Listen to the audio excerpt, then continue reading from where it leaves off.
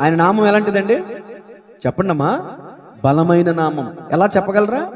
ఆయన బాహుబలము చాపి ఇజ్రాయేలును అద్భుతమైన రీతిలో, ఆశ్చర్యకరమైన రీతిలో ఎర్ర సముద్రం నుంచి ఐగుప్తు నుంచి విడిపించి ఎర్ర సముద్రాన్ని దాటించాడు. అది ఆయన బలం. పగలు మేఘస్తంభమై రాత్రి అగ్నిస్తంభమై ఇజ్రాయేలును కాచి కాపాడాడు. అది ఆయన బలం. ఆకాశం నుంచి మన్నాను కురిపించి బండ నుంచి నీటిని ప్రవహింపచేసి ఇజ్రాయేలును పెంచి పోషించాడు. అది ఆయన బలం. ఇంకేం చెప్పను ఆయన బలం గురించి. దేవునికి స్తోత్రం కలుగునుగా. ఆయన నామంలో ఉన్న గొప్పతనం అది. ఈ రోజున ఆయన నామాన్ని నువ్వు స్మరిస్తే నీకు బలం వస్తుంది. ఆయన నామాన్ని నువ్వు స్మరిస్తే నువ్వు ఘనమైన కార్యాలు పొందుకోగలుగుతావు. ఆయన నామాన్ని నువ్వు స్మరిస్తే మనోహరమైన ప్రేమను నువ్వు పొందుకోగలుగుతావు.